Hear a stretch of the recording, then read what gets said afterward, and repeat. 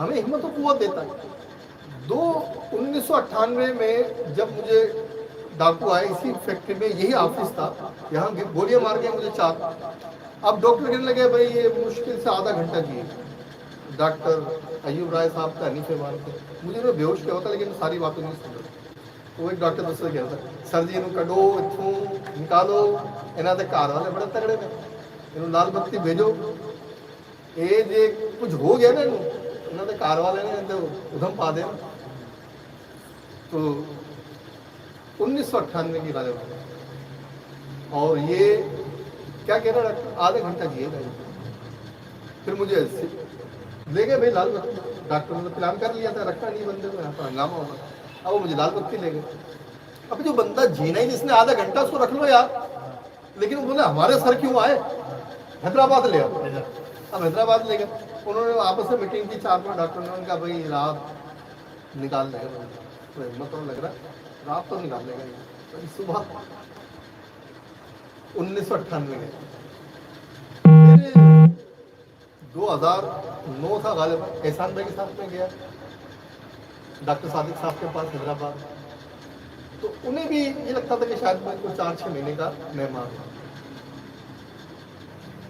پھر ایک مرتبہ ہمارے دوست ہیں وکیل صاحب ہیں بڑے اچھے, اور انہوں نے ایک بوٹی لا کے دے دی بیچاروں نے محبت میں, اور بوٹی کھا لو, اس بوٹی سے بڑے مسئلے لے آتے ہیں. میرا لیور کا مسئلہ ہو گیا, جو میں ڈاکٹر صادق صاحب کے پاس جاتا تھا میرا لیور کا پرابلم ہو گیا تھا. تو انہوں نے لگتا 5-6 مہینے کے مہمان.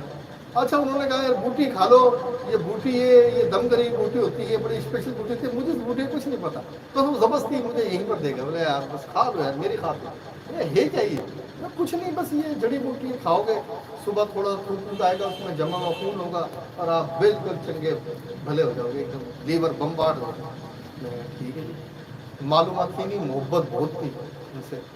وہ پی لیا صبح پانی, رات صبح پانی پیا غالباً 8 بجے, اور 9 بجے مجھے خون کی الٹی ہوئی. تو وہ سرخ خون کا مجھے یہ تو بولتے تھے تھوڑا سا آئے گا کالا کالا ہوگا, یہ تو لال لال خون آ رہا ہے, یہ کیا ہو رہا ہے. اور اس کے بعد وہ خون صبح 9 بجے شروع ہوا, اور رات 9 بجے تک میں خون کرتا رہا. کسی کے ذہن میں نہیں آ رہا, بچے چھوٹے چھوٹے تھے گھر میں, کسی کو پتہ ہی نہیں تھا کرنا کیا ہے. میں خون پھونکے جا رہا ہوں پھونکے جا رہا ہوں. 12 گھنٹے بعد شکیل صدیقی آئے, بیچارے کسی طرح کوئی کام سے آئے تھے. اب وہ آگے میں دیکھا بولے ہو کیا رہا بندے کے ساتھ, خون ہی خون پڑا تھا چاروں طرف, کیا ہو رہا ہے. میں نے کہا صبح سے یار وہ خون ہی خون آ رہا ہے منہ سے میرے.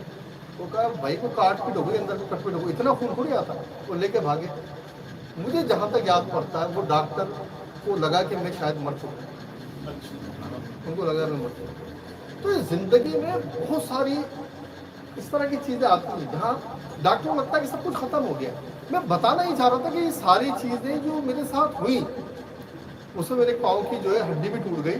ارے ڈاکٹر آج تک پریشان ہوتے ہیں یہ چلتا کیسے ہو تم. میری ہڈیوں میں گیپ ہے, پاؤں کی ہڈی میں آدھا انچی کا گیپ تھا, وہ بڑھتے بڑھتے 1-1.5 انچی کا گیپ ہو گیا. ڈاکٹر بولتے ہیں ہماری سمجھ میں نہیں آتا کہ جس بندے کی ہڈی بیچ میں ٹوٹی وہ چل کیسے سکتا. نہ تو تم لنگڑاتے ہو نہ کچھ بل کھاتے ہو, تم چلتے بھی ہو بھاگتے دوڑتے بھی ہو, یہ ہوتا کیسے ہی ہے. بھائی اصل میں اللہ کے محبوبین سے جو جڑے نا تو ان کی برکت ہے.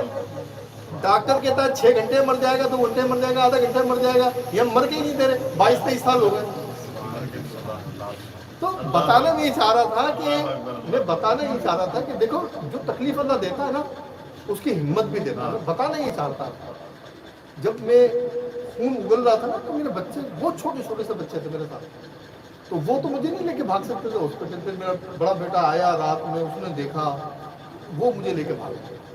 باقی تو سب چھوٹے چھوٹے تھے, ان کو تو پتہ ہی سمجھ میں نہیں آ رہی ہے ہو کیا رہی ہے ابا کے ساتھ. تو جو بیماری جو تکلیف اللہ دے گا اس کی آپ کو ہمت بھی دے گا.